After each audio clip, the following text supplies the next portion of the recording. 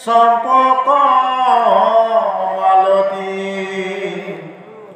পাৰিজাত সিঞ্চই মাধে এৰি পৃথিৱীক বৈকুণ্ঠে যাইবাক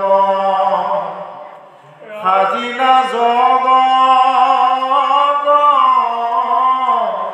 নাথে আকাশ প্ৰকাশী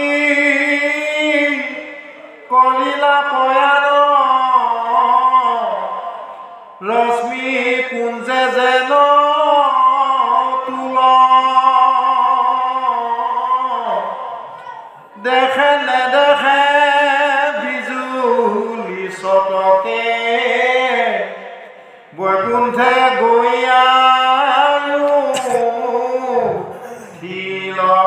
এতিয়া আজি প্ৰভু ভগৱন্ত কৃষ্ণই মিছা ধ্যান ধৰি থাকিলে আৰু তেতিয়া সকলো দেৱ দেৱতা যিমান আছিল সকলোৱে ভাবে প্ৰভু ভগৱন্তে বৰ ধুনীয়া ধ্যান কৰি আছে এই সময়ত বেছি কোহাল নকৰিবি চবেই মনে মনে থাকিলে আৰু ইতিমধ্যে এনে এটা মানে যেনেকৈ বতাহ বৰষুণত এটা সাৰজিলিকনি মাৰি দিয়ে তেনেকৈ এটা জিলিমিলি মানে উচ্চাত মাৰ লগে লগে প্ৰভু ভগৱন্তৰ সাউতকৈ গুচি গৈ বৈকুণ্ঠ পালে আজি কোনো দেৱ দেৱতা সংগত নগ'ল সেইটোকে আমাক দেখুৱাইছে সেই লোকসকল এতিয়া ইন্দ্ৰই ইমান কৰজোৰে মাতিলে ইন্দ্ৰৰ ওচৰলৈ কিয় নগ'ল ইন্দ্ৰক জানে হয় তেওঁ আজি শচী দেৱীৰ স্বামী হৈও তেওঁ গৈ গৌতম ঋষিৰ পত্নী গৰাকীক হৰণ কৰিলে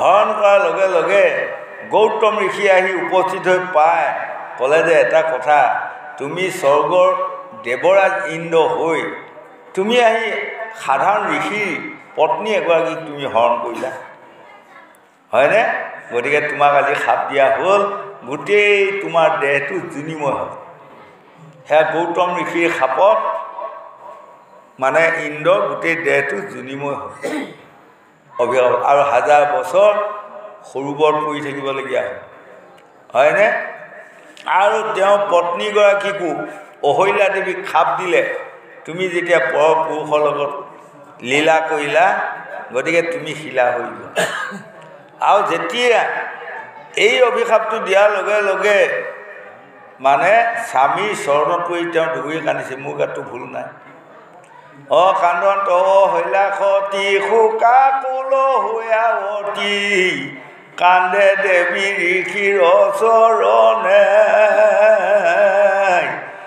নজানি কৰিলোঁ পাপ স্বামী দিলা ব্ৰহ্ম খাপ মুক্তি মূৰ হৈব কত দিনে মই নাজানি এইটো পাপ কৰিলোঁ এতিয়া মোৰ মুক্তি ক'ত হ'ব কোনদিনা হ'ব এই তেতিয়া গৌতম ঋষি অহল্যা দেৱীৰ প্ৰতি দয়া উপজি তেতিয়া এটা সীমা দিলে দশৰথৰ ঘৰে ৰাম অৱতাৰ হৈব ৰাক্ষস বধিবে লাগি অৰণ্যত ভ্ৰমিব যিদিনাখন ৰামে আহি শিলাই দিব ভৰি সেইদিনা মুক্তি পাবা কৰিলোঁ নিষ্ট কৰি হয়নে এইবোৰ অভিশাপ লগে লগে অহল্যা দেৱী শিলা হৈ গ'ল আৰু 100 বছৰৰ পাছত অহল্যা দেৱীয়ে মুক্তি পালে হয়নে আজি গংগা পাৰত পৰীক্ষিত ৰজা শুকদেৱে এইখন কথা বুজাইছে চোৱা আজি চাবা গ'লে পৰম প্ৰভু ভগৱন্ত অকালতে আজি যাবলগীয়া হ'ল তেতিয়া যুগততো হাজাৰ হাজাৰ বছৰ আয়ু যুগ তথাপি প্ৰভু ভগৱন্ত 125 বছৰতে কিয় যাবলগীয়া হ'ল নহয় নগ'লে নহ'ব এনেই যেনিবা ভগৱন্ত হিচাপে লীলা কৰা এটা দেখুৱালে আৰু সামাজিকত দেখুৱালে তেওঁ সাপ দুটা পালে নহয় যিদিনা কুৰুক্ষেত্ৰ মহাৰণ শেষ হয় সেইদিনা গান্ধাৰী দেৱীয়ে সঞ্জয়ক কৈছে প্ৰাণ কৃষ্ণ কোনফালে আছে লৈ বলাচোন তেতিয়া কৃষ্ণৰ ওচৰত দি সঞ্জয়ক ক'লে মহাৰাণী এয়া প্ৰাণ কৃষ্ণ আপুনি কি কয় কওক তেতিয়া গান্ধাৰীয়ে কৈছে হে প্ৰাণ কৃষ্ণ তুমি জগতৰ ঈশ্বৰ মই জানো কিন্তু তুমি মোৰ এটি পুত্ৰৰ জলপিণ্ড দান কৰিবৰ কাৰণে নাৰাখিলা। মোৰতো 100টা পুত্ৰ হয়।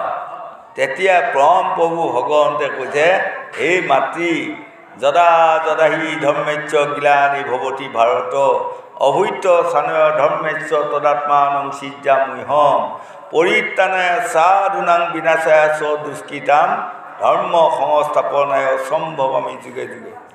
তুমি বেয়া নাপাবা।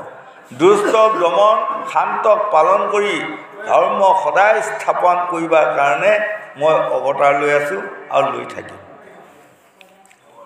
হয় নেকি? দুষ্টক দমন শান্তক পালন কৰিবৰ কাৰণে তুমি অৱতাৰ বোলে। অঁ, তেনেহ'লে মোৰ 100টা পুত্ৰই দুষ্ট আছিল নেকি?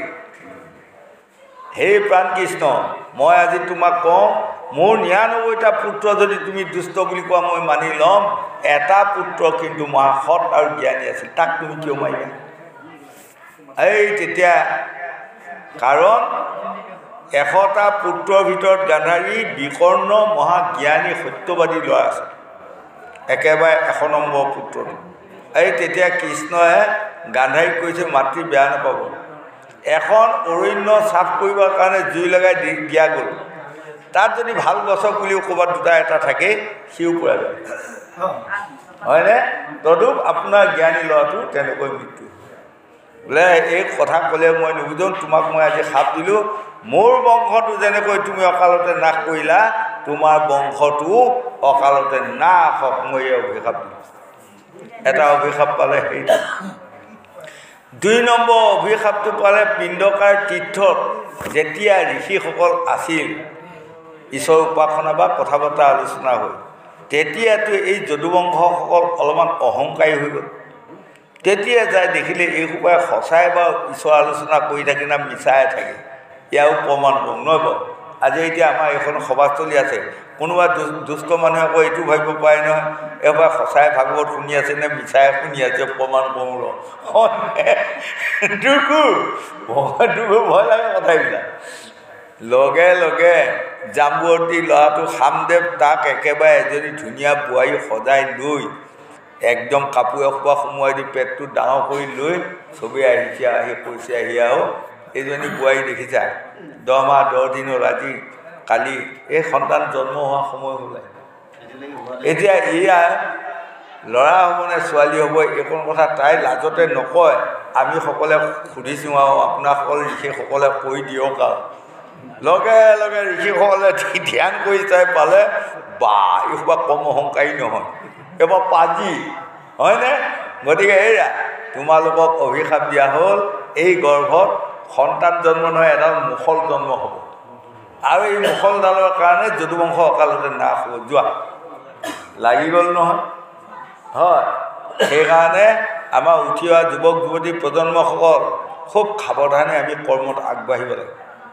কেতিয়াবা কোনোবা এটা কৰ্মই ইমান ডাঙৰ ধৰ্ম সংকটত পেলাই দিব, বাচিবা টান হৈ যাব। আজি বাচিব পাৰিলেনে? নোৱাৰিলে। আজি যদু বংশ গোটেই অকালতে সকলোৱে আজি নিজকে নিজে মাৰি কাটাকাটি লাগি মৃত্যু হ'ল। আৰু এটা সময়ত দেখিছেনে, আপোনালোকৰ লাথৈগুৰি মিকি গাঁৱতে এহাল মহ আছে, বৰ ধুনীয়া মহ, খুব যুদে, বহুত দিন টিভি আনে, চাইকেল আনি আছে, এনেকৈ নাম কৰি আছে আৰু চবেই ন। যাওঁতে যাওঁতে কি হ'লগৈ জানে, সেইহাল মহৰ যুঁজ অসমতে নাইকিয়া হ'ল, জোৰ নাইকিয়া হ'ল। তেতিয়া আপোনালোকৰ লাথৈগুৰি মিকি গাঁৱৰ ৰাইজে কোৱা মতা কৰিলে, ঐ তই মোহালো যে ক'তো জোৰ নাই বোলে, নাই, হেই ঘৰতে ঘৰতে লগাই দে, এদিন চাওঁ, হয়নে? এই ঘৰতে ঘৰতে লগাই দিলে, এই যদু বংশ আজি ঘৰতে ঘৰতে লগাই দিলে ভগৱানে। কাৰণ যদু বংশৰ নিচিনা বীৰ এতিয়া ক'তো নাই, কাৰ লগত ইহঁতক যুঁজাই পেলাই ইহঁতক মানে ইয়াত দমন কৰা নোৱাৰি পেলাই, মানে ঘৰতে ঘৰতে লগাই দি গোটেই সোপাকে মাৰি প্ৰভুহঁত আজি বৈকুণ্ঠলৈ গৈছে। আৰু যোৱা সময়ত তেওঁ এনেকুৱা এটা দুৰ্ঘটনা ঘটিল, এটা সাধাৰণ বিয়াতহে গৈ শৰেপাত মাৰি এইপিনে ভৰিত সোমাই এইপিনে ওলাই গ'ল। লগে লগে বিয়াতে আহি প্ৰভু ভগৱন্ত বুজি পাই চৰণত ধৰি কৈছে, ইতেই চক্ৰটো উলিয়াই পেলাই কাটক আৰু, মোক কাটক, মোৰ নিচিনা নৰা ধম আৰু পৃথিৱীত নাই। ভগৱন্তক যোনে শৰে পিন্ধিব কৈছে, নহয়, তোমাৰ এইটো প্ৰাপ্য মোৰো প্ৰাপ্য তুমি প্ৰাপ্য শোধন কৰিছা মই প্ৰাপ্য গ্ৰহণ কৰিছোঁ কাৰণ তেতা যুগত তুমি কোন আছিলে জানা আজি মই বুজাই দিম তুমি বালিৰ পুতেক অঙত আছিলা যিদিনা ৰামে বালিক বধ কৰে এই তেতিয়া অঙতে ডগৈ কান্দি আছিল সেই সময়ত ৰামে কৈছিল বাছা নাকান্দিবা কি লাগে কোৱা এই তেতিয়া সেই কান্দি কান্দি কৈছিল মোৰ পিতৃক জুয়েই এই পাত খৰ মাৰিল তাকো মই খৰ পাত মাৰিব লাগে এইটো বৰ দিওঁ কিন্তু এইজন ৰামে যে মোৰ বাপেকক মাৰিছিলে প্ৰথমে আহি জানা নাছিলা তেতিয়া ৰামে কৈছে তথাস্তু মই বৰ দিলোঁ কিন্তু এইটো যুগত নহ'ব আহা জন্মত যেতিয়া মই বৈকুণ্ঠক যোৱা দিনা তুমি এই পাত খৰ মানে শুধৰা পাব মাৰিব পাৰিবা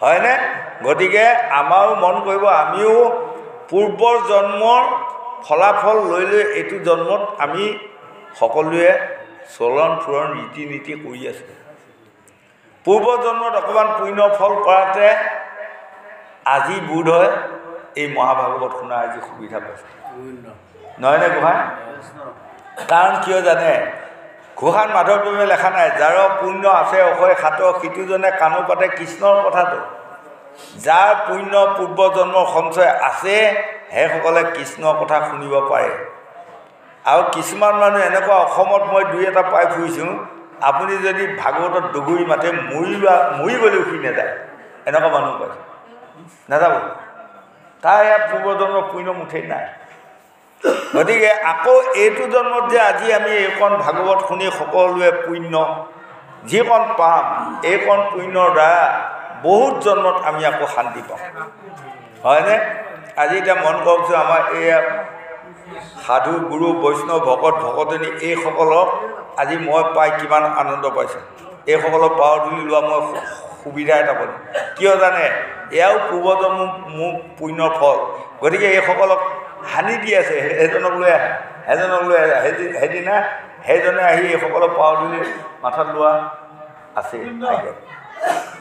গতিকে আমাৰ ভাগ্য বুলি বহি থাকিলে নহয় কৰ্ম আমি কৰিব লাগিব ভাল কৰ্ম কৰিলে তাৰ পৰা আমি ভাল ফল পাম ভাগৱতে আমাক বুজাই আছে গোবিন্দ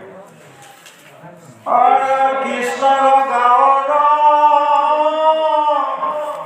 ৰশ্মি লাগি আহি ব্ৰহ্মাদি দেৱ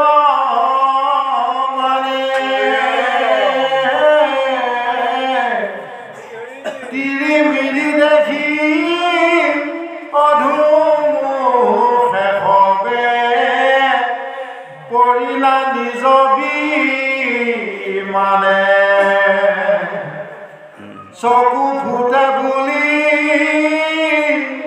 আশিক জম্পায়া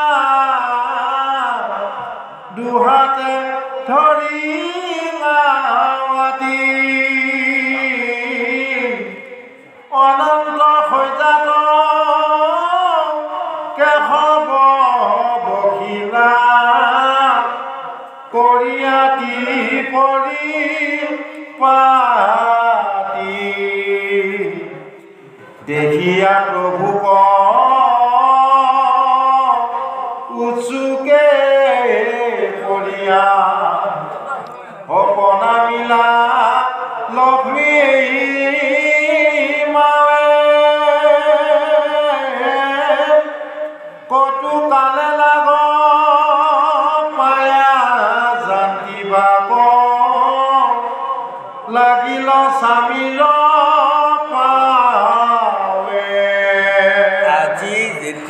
খাৰ জিলিকনি মাৰ ধৰণে জিলি মিলি পৰি সকলো কঁপি উঠিল সকলোৱে চকু জপাবালো আৰু সেই সুযোগতে প্ৰভু ভগৱন্ত আজি বৈকুণ্ঠত গুচি গ'ল যোৱাৰ লগে লগে লক্ষ্মীয়ে আজি বহুত দিনৰ মূৰত পাইছোঁ বুলি তেখেতৰ ভৰি মালিচ কৰাত লাগি গ'ল সেইটো আমাক দেখুৱাইছে সেই লোকসকল আজি যে কৃষ্ণ বৈকুণ্ঠত গ'ল সেইটো আমাক কাক দেখুৱাইছে জানে আমাকো দেখুৱাইছে এইটো এটা বিশ্ব কাহিনী আমিও জানি লওক এদিন আমিও বৈকুণ্ঠক যাব পাৰিম কিন্তু সেই বৈকুণ্ঠক যোৱা কুপনটো লাগিব নহয় বাৰু এতিয়া বৈকুণ্ঠখন মানে ইমান সৰু বৈকুণ্ঠ নহয়। আমাৰ কিছুমান মানুহে ঠেক মনে বুজে নহয়, বৈকুণ্ঠক যদি নাথ মানুহখিনি যায় বাকী জেগাই নহয়। ক'বা হিয়া মানুহখিনিয়ে ভাবে হিয়া মানুহখিনিক ভাবে ইহঁতে গ'লে কৈৱৰ্তখিনি যোৱা জেগাই নহ'ব, হয়নে? কৈৱৰ্তখিনিয়ে ভাবে আকৌ কোচ কলিতা সোপা যদি যায়গৈ আমাৰ জেগা নহ'ব। সেনেকুৱা নহয়। বৈকুণ্ঠ তাত বহুত জেগা, মাত্ৰ বৈকুণ্ঠক যোৱা কুপনটো আপুনি তৈয়াৰ কৰিব যত্ন কৰক। হয়, এই কুপনটো তৈয়াৰ সেইকাৰণে মহাপুৰুষ শংকৰদেৱে লিখিছে, যিটো মহা মেলছ জাতি সিও শুদ্ধ হুৱাতি মুখে মাত্ৰ হৰি নাম লয়, কলিৰ ভয়ত গয়া নামত শৰণলৈ ৰহিলা সমস্তে ধৰ্মচয়, হওক কোনোবা চাণ্ডাল হওক কোনোবা মেলছ প্ৰশ্ন নাই। যিসকলৰ মুখত হৰিনাম থাকে, যিসকলৰ কাণে হৰিনাম শুনিব ভাল পায়, যিসকলৰ চকুৱে ভকত দৰ্শন ভাল পায়, সেইসকলৰ কাৰণে সদায় বৈকুণ্ঠৰ কুপন এটা খোলাভাৱে তাত খোলাই আছে, হয়নে? কিন্তু আমি আজি এই দেৱতাসকলৰ প্ৰত্যেকৰে দেৱতাসকলৰ মানে ৰেকৰ্ডবোৰ বেয়া, গতিকে আজি ভগৱানে তাৰ ওচৰলৈ নগ'ল। সেইজনে এসময়ত ভগৱন্ত বিষ্ণুক তপস্যা কৰি সভৈ ঋষিয়ে মহান তপশীল মুনি হৈছিল, ৬০,০০০ মুনিৰ ভিতৰত। কিন্তু যাই যেতিয়া তপশীল মুনি হৈ তেওঁ এনেকুৱা এটা ভাৱ আহিল, মই মানে আটাইতকৈ ব্ৰহ্মজ্ঞানীত মানে মোক বাপ লাগিব। তেতিয়া ব্ৰহ্মাক ক'লেগৈ, ব্ৰহ্মাই ক'লে তুমি মায়া ত্যাগ কৰিব পাৰিলা জানো? যদি মায়া ত্যাগ কৰিব পাৰিলা তেনেহ'লে তোমাক মানে ব্ৰহ্ম ঋষি পাতিম বাৰু, কিন্তু আৰু ৭,০০০ বছৰ তুমি তপস্যা কৰিব লাগে ফল মূল খাই। কৈছে একেবাৰে কৰিম। যাই ৭,০০০ বছৰ তপস্যাত বহি গ'ল নহয়। বহি যাওঁতে মাত্ৰ ৩ দিন বাকী আছে। ৩ দিন বাকী থকাৰ লগে লগে ইন্দ্ৰই দেখিলে সৰ্বনাশ, ই ৭,০০০ বছৰ তপস্যা পূৰ্ণ কৰিলে হয়তো স্বৰ্গ ৰাজ্যখন কাঢ়ি ল'ব। ইন্দ্ৰৰ সেইটোৱে ভয়, স্বৰ্গ ৰাজ্যখন কাঢ়ি লোৱাই তাৰ ভয়, বুজিছে? কিন্তু লগে লগে গৈ ৬০,০০০ এজনী অপেশ্বৰা আছে নহয়, হয়, ৬০,০০০ এবাৰত জন্ম দিয়াইছিল প্ৰভু ভগৱান। সেইটো বাৰু কেনেকৈ, সেইটো দীঘল কথা মই ক'ম। তাৰপাছত আৰু এগৰাকী পাছত নৰনাৰায়ণৰ দিনত জন্ম দিয়ালে, সেইগৰাকী উৰতত চাপৰ মাৰি দিয়াৰ লগে লগে এজনী সুন্দৰ অপেশ্বৰা হ'ল। আৰু তেতিয়া কামদেৱকে আদি কৰি এইসকলক ক'লে এইজনী লৈ যায় ইন্দ্ৰক দিয়াগৈ। আমাক তেওঁ এই নাচ গান কৰি মানে তপ ভংগ কৰিব নোৱাৰে। এই হ'ল ৬০,০০০ এজনী অপেশ্বৰা। আটাইতকৈ সুন্দৰী ৰূপৱতী অপেশ্বৰা হ'ল উৰ্বশী। গতিকে ইন্দ্ৰই ক'লে তুমি গ'লে এই ঋষি তপ ভংগ কৰিব পাৰিব, যোৱাগৈ। গৈ যেতিয়া সভৈ ঋষি আশ্ৰমত গৈ নাচ গান কৰি থকা হ'ল, লাহেকৈ সভৈ ঋষিয়ে ধ্যানৰ পৰা উঠি চৌকিটা মেলি যেতিয়া উৰ্বশীৰ ৰূপ যৌৱন দেখি ক'ত আছে ক'ব নোৱাৰা হ'ল ঋষিয়ে, হয়নে?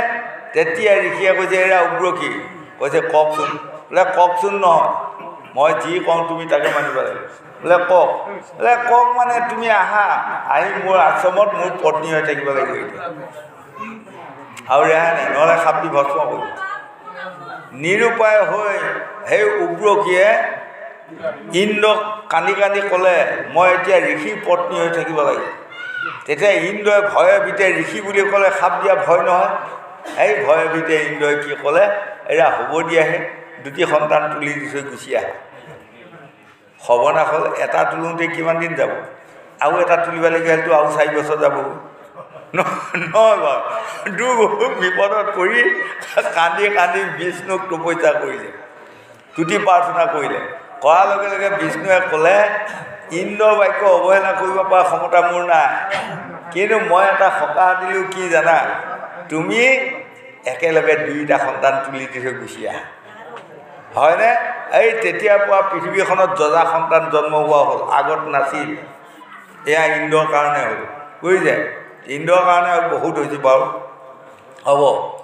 তেতিয়া সেই মৰ্মে উৰ্বশীয়ে এই সভৈ ঋষিৰ ঔৰসত দুটি সন্তান জন্ম দি ক'লে বিষ্ণুৰ আশীৰ্বাদত পৰামৰ্শ লৈ মই তোমালোকক জন্ম দিলোঁ এতিয়া সেই বিষ্ণু আপোনাকে মই অৰ্পণ কৰিলোঁ আৰু মই স্বৰ্গলৈ উৰা মাৰোঁ বুলি স্বৰ্গলৈ উৰা মাৰি গুচি গ'ল এতিয়া খবৰ দেখি বিপদত পৰিল নহয় কথা সৰ্বনাশ হ'ল এতিয়া এই কেঁচুৱা দুটাক কিহে গাখীৰ খুৱাব কি খুৱাই ৰাখিব এতিয়া মাকে এৰি থৈ গ'ল নহয় বাৰু আকৌ এতিয়া ৭,০০০ বছৰ তপস্যা ভংগ কৰি মায়াত পৰাৰ কাৰণে মইতো পাপত পৰিলোৱে আকৌ যদি কেঁচুৱা দুটা মৰেই তেনেহ'লেতো নৰহিতা পাপত পৰিম এই লগে লগে খবৰি ঋষিয়েও স্বয়ং বিষ্ণুক প্ৰণাম জনাই ক'লে আপোনাকে মই অৰ্পণ কৰিলোঁ মই এই মায়াত পৰা পাপটো নাশৰ হেতু হিমালয়গিৰি পৰ্বতত গৈ মই মানে পাপ নাশৰ হেতু ধ্যান কৰিম হিমালয়গিৰি পৰ্বতত গুচি গ'লোঁ এই তেতিয়া মৰ্ত্যৰ ফালে চাই বিষ্ণুৱে হাঁহিলে হাঁহাৰ লগে লগে লক্ষীয়ে ক'লে আপুনি তলৰ ফালে চাই পেলাই কিয় হাঁহিলে কাৰণ তাতো ক'ৰবাত এগৰাকী আছে নেকি হ'ব নহয় বাৰু কাৰণ লক্ষীয়েও স্বয়ং নাৰায়ণক বিশ্বাস নকৰে কাৰণ স্বয়ং নাৰায়ণেও বেয়া নাপাব আমি আৰু কথা আগি কোৱা মানুহ তেওঁৰ চৰিত্ৰ অলপমান বেয়া আছিল কিবা হয়নে নহয় হয়নে লক্ষীয়াক এৰি পেলাই ঘুনুচা ঘৰত যাই পেলাই 8 দিন গপিয়াই থকা গৈ নাই এতিয়া কথা ক'লে তেওঁ বেয়া পালি নহ'ব কিন্তু আমাৰ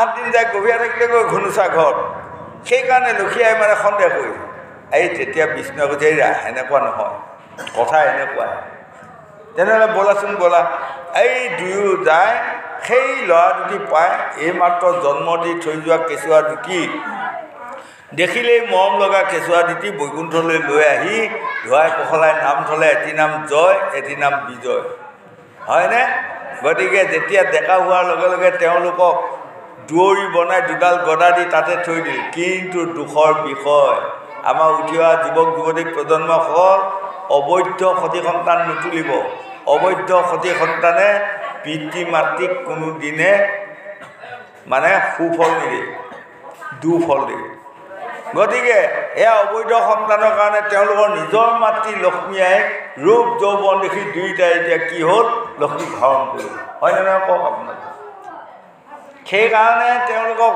পৰম প্ৰভু ভগৱন্তৰ মায়াৰ জৰিয়তে খনক খনন্দ খনত কুমাৰ সনাতন 4 সিদ্ধক আনি সাপ দিয়াই হয় বাৰু মই এইপিনে নাযাওঁ সাপ দিয়াৰ কাৰণেই তেওঁলোকে আকৌ মৰ্ত্যক আহিবলগীয়া সেইখনকে কৈছে বৈকুণ্ঠ য'ত নাই কুণ্ঠাবোধ সেইখনক কয় বৈকুণ্ঠ আমিও যাব পাৰিম এখন বিশ্বৰ বৈকুণ্ঠ আকাশৰ ওপৰত ক'ৰবাত আছেই আমি কিন্তু দেখা নাই আমি দেখা দেখি দেহমাৰ্গত যদি আমি চাওঁ এইখনহে বৈকুণ্ঠ এই মহাভাগৱত শুনি যিমানসকল আমি আছোঁ আমি বৈকুণ্ঠতে আছোঁ ইয়াত বাৰু কুণ্ঠাবোধ আহিছেনে আমাৰ নাহে কেতিয়াও নাই হয় গতিকে আমি দেখা বৈকুণ্ঠবিলাক মানক কাশী গয়া বৃন্দাবন মথুৰা জগন্নাথ তীৰ্থ ভ্ৰমণ কৰিলেও ফল পায় ফল নোপোৱা নহয় কিন্তু আপুনি যদি দেহমাৰ্গত চাই এইখনে স্বয়ং কাশী গয়া বৃন্দাবন মথুৰা জগন্নাথ পুৰী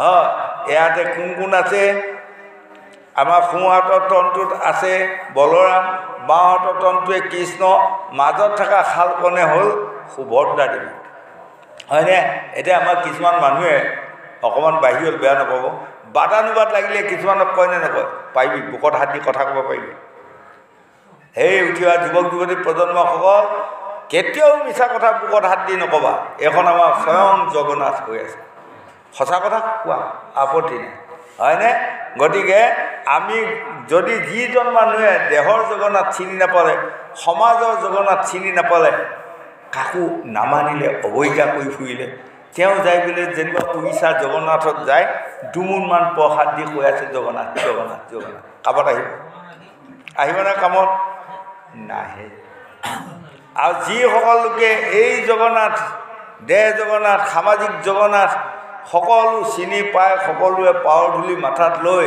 সেই উৰিষ্যা জগন্নাথত যায় যদি এপুৱা প্ৰসাদ দি গৈ তাতে জগন্নাথে 2খন হাত দি ক'ব তথাস্তু তথাস্তু সন্তুষ্ট প্ৰমাণ কৰিব এইবিলাক হয়নে গতিকে আমি কৃষ্ণ বৈকুণ্ঠ পুৰাণ আখ্যানটো শুনি আমি বহু কথা ইয়াৰ পৰা জ্ঞান বিজ্ঞান তদং ৰহস্য গুণ ক্ৰীড়া দৈৱ জাতি মায়া তৰণ জীৱ ঈশ্বৰ এই 12টা শ্লোকৰ 12 স্কন্ধ ভাগৱতৰ প্ৰথম শ্লোকটোৰ নাম হ'ল জ্ঞান।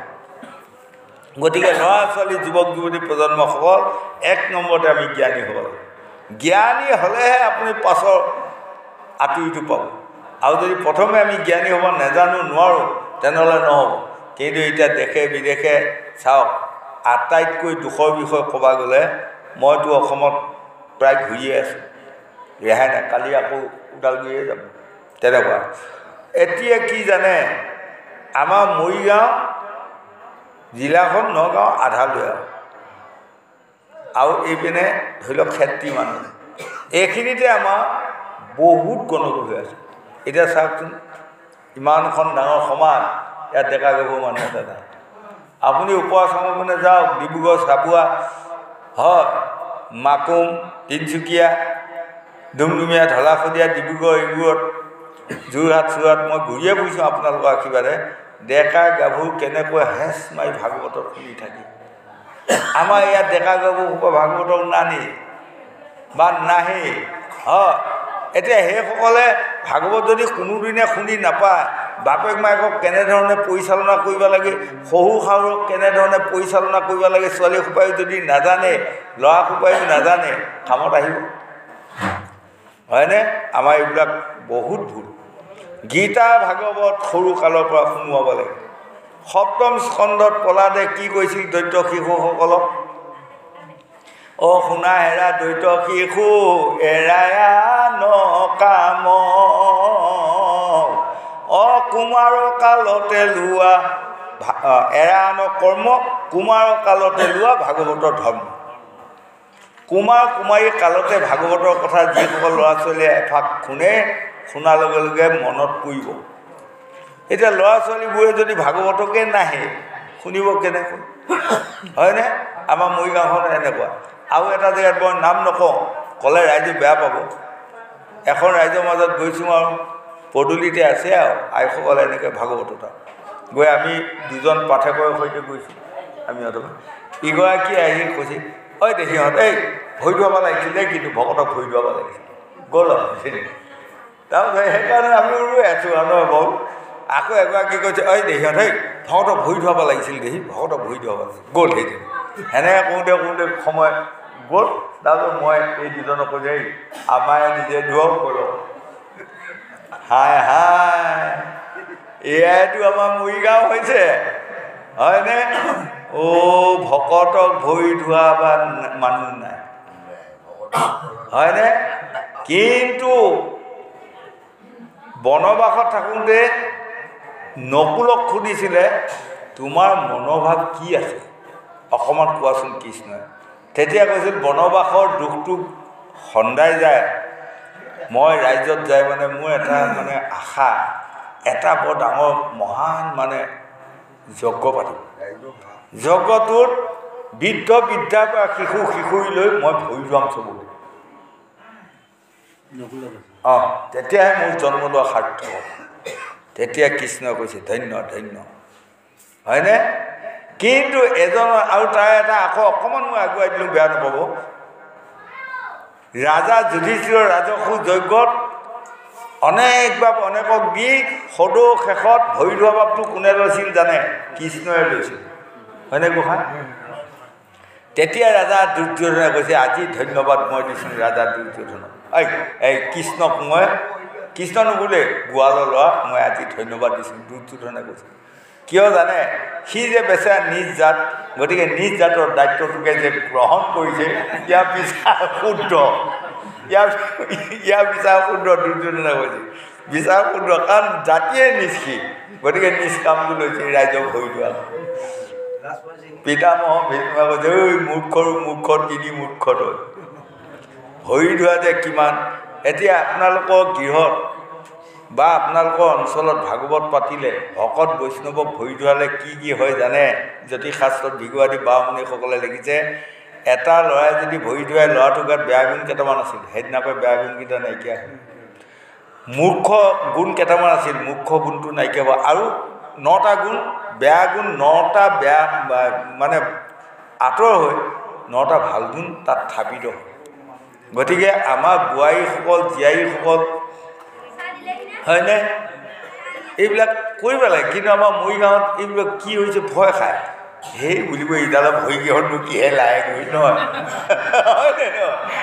কিন্তু ভকতৰ ভৰি বালি যে কিমান ডাঙৰ কামত আহে এই কথাটো আঁতৰি পোৱা নাই। গোবিন্দ কৃষ্ণ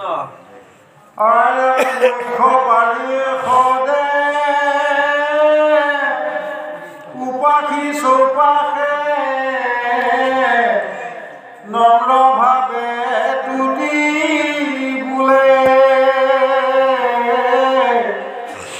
মাথাৰ ওপৰে চেত চত্ত তুলি ধবল চামৰে ধুলে বঢ়িয়া। কৃষ্ণক দেখিতে কৰে আয়াজাত চতুৰ্ভুজ সেনা চনি কৃষ্ণৰ আগত কৰি দণ্ডৱতে বৰে কৃষ্ণ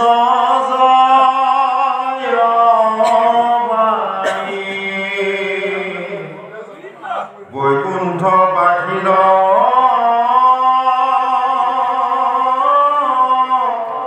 ভৈল মহোৎসৱ অমিলিল মহাসম্পদ ৰংগে ঠায়ে ঠায়ে গুণ গীত গাৱে বজাৱে পাঞ্চ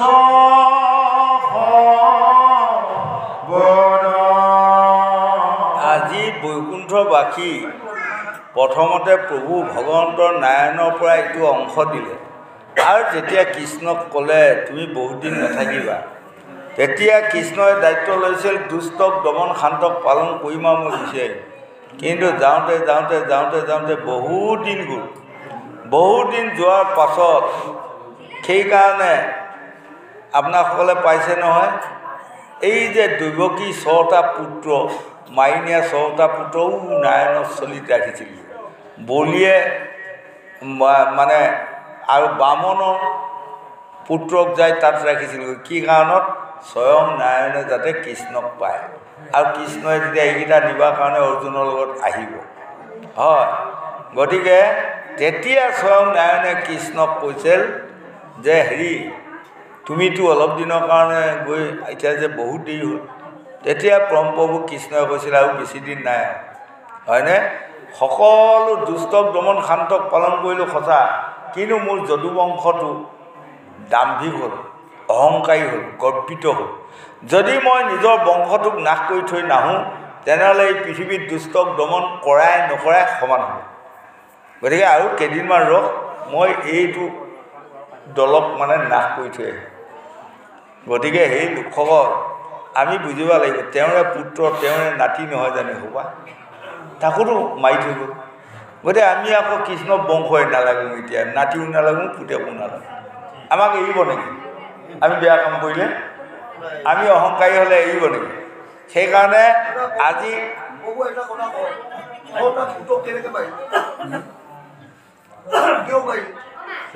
কংসই যে 6টা পুত্ৰ মাৰিছিল, গোসাঁই বাৰু বঢ়িয়া কথা কৈছে। এই অফুলীয়া মা নাই, দৈৱকী 6টা পুত্ৰ। তাৰমানে কি কাৰণত মাৰিছিল? কাৰণ এইটোৱে, যেতিয়া দৈৱকীক বিয়া কৰি লৈ আহেই তেতিয়া বৰ মানে কংসই মানে হেৰি কৰিলে নহয়, মই এটা পৃথিৱীত নাম কৰি দিম। বোলে কি নাম? এজন মানুহে নিজৰ ভনীয়েকক কিমান বিয়া দি কিমান যশস্যা কৰি ধন সম্পত্তি দিব পাৰে, পৃথিৱীত জানো আৰু এজন দ্বিতীয় নহয় মই কৰিম, হয়নে? সেই বুলিয়ে নহয়, তাৰপাছত কি ক'লে? ৰথত তুলি মই নিজে সাৰথি হৈ গৈ তেওঁলোকক গৃহত মই থৈ আহিম। অৰ্থাৎ আমাৰ জতুকীয়া বুলি কয়। এই যেতিয়া আকাশত বাণী এটা উঠিল, এইৰা কংস, তোমাৰ নিচিনা অজ্ঞানী, তোমাৰ নিচিনা মূৰ্খ আৰু পৃথিৱীত কোনো নাই। কান্দিছে। কি? কোনে ক'লে এইটো? তোমাৰ নিচিনা অজ্ঞানী, তোমাৰ নিচিনা মূৰ্খ পৃথিৱীত নাই। কাৰণ তুমি যি দৈৱকীক নিজৰ ভনী বুলি ইমান চেনেহ আদৰ কৰিলা, তাই অষ্টম পুত্ৰৰ হাতত তোমাৰ মৃত্যু বুলি কোৱাৰ লগে লগে অবাক লাগিহে তৰোৱাল লৈ কাটিবা গ'ল। বাৰু সেইকাৰণে মই নাযাওঁ আৰু গোসাঁই কোৱাটো থুলমূলকৈ এইটো ক'লোঁ আৰু নহয়নে? সেইকাৰণে দৈৱকী পুত্ৰৰ হাততহে মোৰ মৃত্যু, গতিকে ডেকা হ'লিয়ে সি মাৰি পেলাব ন, মোতকৈ বল বেছি হ'লে। যদি কেঁচুৱাতে মই উফুলিয়াই মাৰোঁ তেনেহ'লেতো মোক মাৰিব নোৱাৰে। গতিকে কংস বুদ্ধি কিমান পাকৈত বুদ্ধি দেখিছে, ধুনীয়া বুদ্ধি আৰু হয়। গতিকে আজি গংগাৰ পাৰত শুকদেৱক পৰীক্ষিতে কৈছে, হে গুৰুদেৱ, প্ৰভু ভগৱন্ত কৃষ্ণ হৈ ব্ৰহ্মশাপত পৰিল। কৈছে তোমাৰ পৰম পিতৃ পিতামহসকলো এই ঋষি সাপতে পৰি মৰি গৈ আছে, সেইমতেই তোমাৰো আজি এইটো হয়। তোমাৰ পিতামহ পাণ্ডু ঋষি সাপত পৰি দুৰ্গতি সীমা নোহোৱা হয়নে?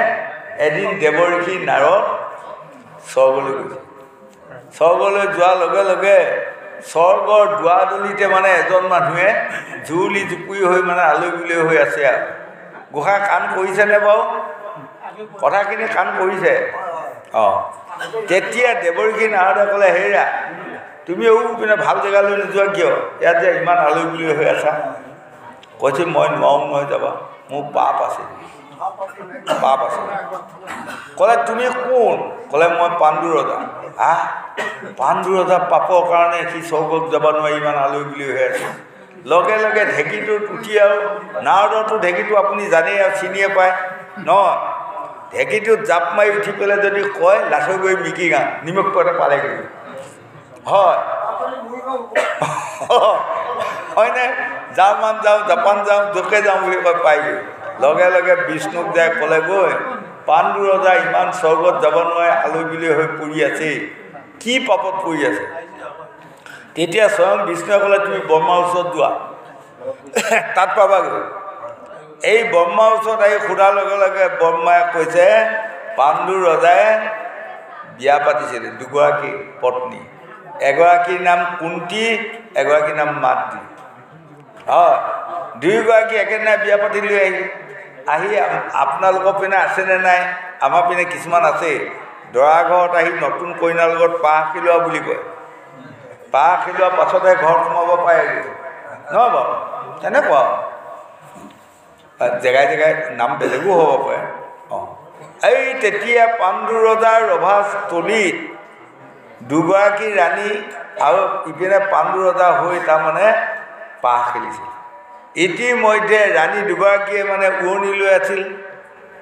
এই উৰণি পাহ খেলাওঁতে অকণমান ওপৰলৈ চাওঁতে মুখকেইখন ৰাইজে দেখিলে, দেখিতো অবাক লাগিলে। বাহ, ইমান সুন্দৰ নাৰী, কিছুৱে কৈছে পৃথিৱীত দেখা নাই, কিনো অপৰূপ কন্যা বৰ্ণন যায়, স্বৰ্গ মৰ্ত্য পাতালত হেন কন্যা নাই। বাহ, ইমান ধুনীয়া। আমাৰ পাণ্ডু ৰজা দেখাই শুনাই যিমান ৰূপৱান, তেনেকুৱা ৰূপৱতী কন্যা দুগৰাকীৰ ৰাণী পাই গ'ল। গতিকে আমাৰ ভাৰতৰ আনন্দৰ সীমা নাই। সকলোৱে এটা জয়ধ্বনি কৰা, জয়ধ্বনি কৰিলে। কৰাৰ পাছত আকৌ তাৰ মাজতে দুজন এজনে কি ক'লে জানে? বৰ আনন্দৰ দিন, ভাল দিন, যদি গধূলি সময়ত মৃগ মাংসই ভাত এসাঁজ খাব পোৱা হয় আৰু আনন্দ আছিল। হুলস্থুল। এই তেতিয়া মন্ত্ৰীয়ে ৰজাক ক'লে, তেতিয়া পাণ্ডু ৰজাই ক'লে পৰ্যায় শান্তিয়ে মোৰ শান্তি, পৰ্যায় আনন্দই মোৰ আনন্দ, পৰ্যায় খালেই মই খোৱা। গতিকে কেইটা মৃগ লাগিব? কৈছে সন্ধিয়া সময়ত যদি চবেই এমুঠি চাউল খোৱা যায়, মৃগ দুটা লাগিব। ওলালেই ক'লে পাত্ৰমন্ত্ৰী বা কোনোবা সৈন্য সেনাপতি দুটামান লৈ যাওক। তেতিয়া ৰজাই ক'লে কাপোৰ নালাগে, মই দুটা মৃগ মাৰি এই ঘোঁৰাত আলাই লৈ গুচি আহিম। হয়নে? এই বুলি গুচি গ'ল, যাই বনৰ মাজত সোমালেগৈ। বিধিৰ লিখন নজায় খণ্ডন, কাৰো শক্তি আছে তাক কৰিবে মোচন। এই কীৰ্তিদম মুনি আশ্ৰমত প্ৰৱেশ কৰিলে। কীৰ্তিদম মুনি আশ্ৰমত ঈশ্বৰ উপাসনা কৰি আছিলে, আৰু যেতিয়া চকু মেলাৰ লগে লগে দেখে তেওঁ আগৰ পিনে এগৰাকী মৃগ গৰম হৈ ৫-৬টামান মৃগই মানে লীলা খেলা কৰি আছে। লগে লগে কীৰ্তিদম মুনি কামত মগন হৈ গ'ল, কামাতুৰ হৈ গ'ল। হয় তৎক্ষণাৎ তেওঁ যুগ বলে এটা মৃগ হৈ এই মৃগৰ ওপৰত জাপ দিলে। জাপ দিয়াৰ লগে লগে বহু দূৰৰ পৰা পাণ্ডু ৰজাই গছৰ ফাকে চাই খৰ প্ৰহাৰ কৰিলে। তেওঁ জাপ দিয়া হওক বুকত ঠাহি ল'লে, লৈ লগে লগে পৰি গ'ল। আৰু পাণ্ডু ৰজা ওচৰ পোৱাৰ লগে লগে কৈছে তুমি কোন? কৈছে মই পাণ্ডু ৰজা। মই এই মৃগৰ লীলা খেলাটো মনৰ আশা পূৰ্ণ কৰিবৰ কাৰণে মই যি আগবাঢ়িলোঁ তাক তুমি বাধা কৰাই নহয়, তুমি মোক মৃত্যুদণ্ড দিলা। গতিকে তোমাক মই অভিশাপ দিলোঁ, তুমি নাৰী সংগত যিদিনাই প্ৰৱেশ কৰিবা সেইদিনাই মৃত্যু হ'ব যোৱা। হাহাকাৰ লাগি গ'ল নহয়। হাহাকাৰ লাগি ৰজা গুচি আহি যেতিয়া সভাস্থলীত আহি কান্দা কাটা হুলস্থুল লগালে, তেতিয়া মাত দিয়া কুন্তি দুয়ো মানে ন কইনাই আগবাঢ়ি গৈছে। কি হ'ল কি হ'ল কি হ'ল? কৈছে তোমালোকে মোৰ গাত স্পৰ্শ নকৰিবা। তোমালোকে মোৰ গাত স্পৰ্শ কৰাৰ লগে লগে যদি মোৰ দেহত যদি কাম ভাৱ জাগ্ৰত হয় মই এতিয়াই মৃত্যু হ'ম। এয়া কীৰ্তিদম মুনিয়ে মোক অভিশাপ দিলে, হয়নে? তাৰপাছত বাৰু মই সিপিনে নাযাওঁ। পাণ্ডু ৰজা বাৰু পাছত মৃত্যু হ'ল, কেনেকৈ হ'ল হ'ল আৰু এই ব্ৰহ্মহত্যা পাবৰ কাৰণে আজি তেওঁ স্বৰ্গত যাব পৰা নাই। এতিয়া আকৌ দেৱৰ্ষি নাৰদে কৈছে যে তেনেহ'লে পৰম পিতা কেনে কি কৰ্ম কৰিলে, কেনেকৈ কৰ্ম কৰিলে পাণ্ডু স্বৰ্গলৈ যাব পাৰিব এই পৰামৰ্শটো দিয়ক। তেতিয়া ব্ৰহ্মাই ক'লে তেওঁৰ পুত্ৰসকলে যদি ৰাজসূয় যজ্ঞ পাতি দিব পাৰে তেনেহ'লে এই পাপ নাশ কৰি পাণ্ডু ৰজা স্বৰ্গত যাব পাৰিব। লগে লগে দেৱৰ্ষি নাৰদে আহি ৰাজা যুধিষ্ঠিৰক ক'লে আৰু সেই মৰ্মে ৰাজসূয় যজ্ঞ পাতিলে। ৰাজসূয় যজ্ঞ পতাৰ পাছত পাণ্ডু ৰজা যে স্বৰ্গত গ'ল তাৰ কিবা প্ৰমাণ পালে। এই ৬০,০০০ মুনিয়ে আজি পৰম প্ৰভু কৃষ্ণক মানে ৰাজসূয় যজ্ঞ শেষৰ পাছত প্ৰশ্ন কৰিছে যে ৰাজা যুধিষ্ঠিৰৰ হাতী ঘোঁৰা দান কৰিব পৰা ক্ষমতা আছিল, সোণ সুবৰ্ণৰ দান কৰাৰ ক্ষমতা আছিল, বস্ত্ৰ অলংকাৰ দান কৰাৰ ক্ষমতা আছিল। গতিকে আজি ৰাজসূয় যজ্ঞ কৰি তেওঁ পিতৃক স্বৰ্গলৈ পঠিয়ালে। কলিতটো লোকসকলৰ ইমান ধন টকা পইচা নাথাকিব, হাতী ঘোঁৰা দান কৰা, সোণ সুবৰ্ণৰ দান কৰা। এতিয়া পাৰিব জানো সোণ সুবৰ্ণৰ দান কৰিবা? এভৰি সোণৰ দাম ৯০,০০০ হ'ল আহি দান কৰিব। গতিকে কলি লোকসকলে কেনেকৈ তৰণৰ উপায় পাব? এই তেতিয়া পৰম প্ৰভু কৃষ্ণই ৬০,০০০ মুনিক পৰামৰ্শ দি কৈছিলে কলিত যিসকলে ভাগৱতৰ অনুষ্ঠান বা ভাগৱতৰ যজ্ঞ পাতিব সেইটোৱে হ'ব ৰাজসূয় যজ্ঞৰ ফল। গতিকে আজি যে এই ভাগৱত পাতিলে এইসকলে এয়া ৰাজসূয় যজ্ঞৰ ফল। তেওঁৰ পিতৃয়ে যদি কিবা দুখ ভুল অপৰাধ কৰি যদি স্বৰ্গত যাব নোৱাৰে আজি স্বৰ্গত যাব, তাৰ প্ৰমাণ। সেইকাৰণে এতিয়া মন কৰিবচোন, আজি ৫০ বছৰ আগৰ কথা কৈছোঁ, তেতিয়া আমি ভাগৱতৰ নিমন্ত্ৰণ কেইটা পাওঁ?